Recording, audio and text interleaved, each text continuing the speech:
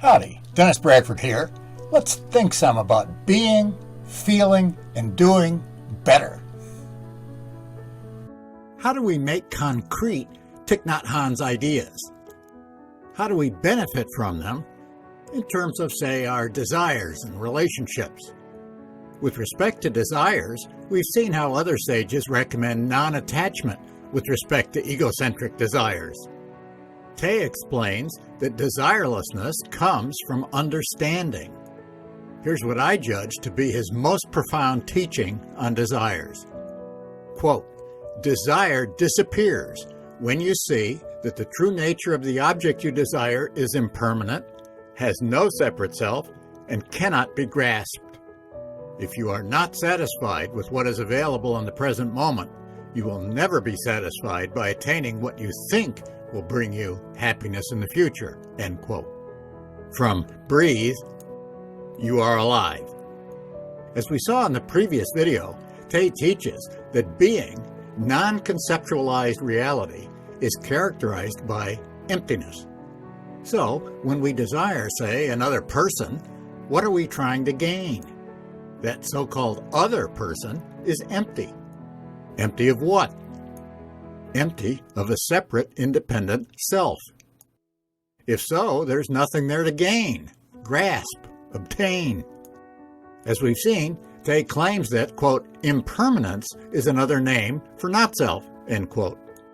The supposed self of that so-called other person is as impermanent as, say, a lump of foam.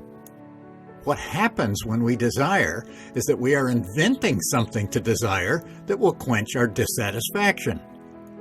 However, there's nothing there that will do that. It's a delusion. All life is impermanent, end quote. From the pocket Thich Nhat Hanh. When we see that so-called other with true understanding, we identify with her or him or it.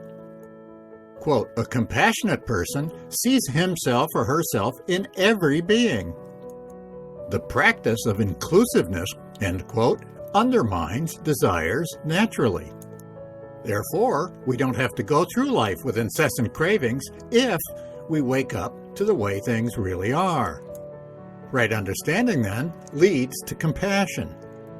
Quote, but compassion can only be produced in our own heart by our own practice, end quote. Right understanding comes from practicing the way. This is why we should all practice.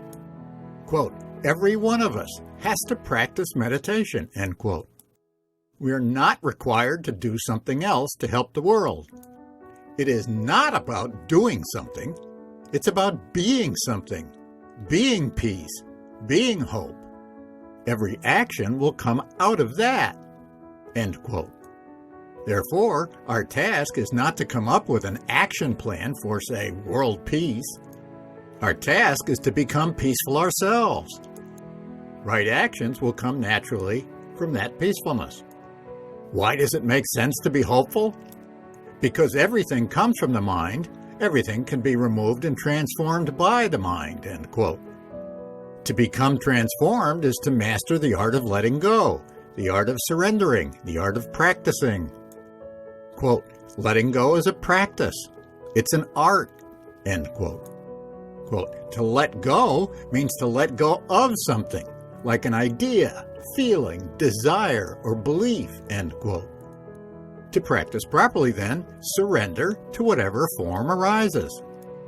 Keep detaching, keep surrendering, keep letting go.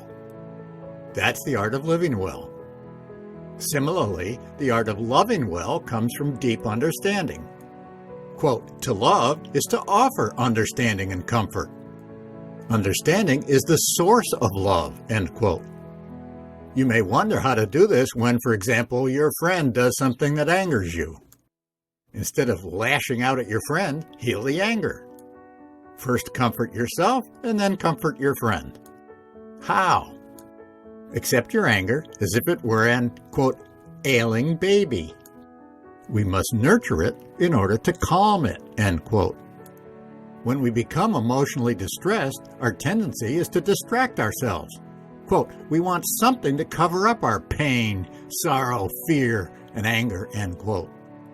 Doing that would be unwise. It'd be foolish. The way to deal with unwanted emotions is to, quote, recognize, embrace, and transform, end quote. This is the essence of the peacefulness process method. See video number 16. Do not try to make unwanted emotions go away. Instead, fully accept them, embrace them, love them to death, and they'll be transformed and dissolved completely. So, when an unwanted emotion arises, sit with it to drain all the energy out of it. Furthermore, why not train to prevent their arising at all? You should not wait for an emotion to appear before you begin practicing. Train now, while the emotion is not there, end quote. Feelings like fear, sadness, and jealousy are internal formations. From the Sanskrit, samyogana, that bind us. Meditation releases the fetters that bind us. Conscious breathing transforms internal formations of painful feelings. Internal formations can also be seen as fetters or knots of suffering. The fetters that bind us can be identified as any painful feeling or addictive pleasant feeling, such as anger, hatred, pride, doubt, sorrow, or attachment, end quote. Where do they all come from? Quote, they are forged by confusion and a lack of understanding, by our misperceptions, end quote. Don't try to ignore them because, quote, painful feelings are a part of us, end quote. What should we do to calm down emotionally? Peacefulness begins, quote, the moment we accept these feelings, end quote. We begin to take, quote, good care of ourselves, end quote, when, quote, instead of fighting our emotions, end quote, we concentrate on them. Don't try to make them go away. Just focus on them lovingly, and that will, quote, relieve our difficult emotions, end quote. When they are gone, go back to living well. What does that mean?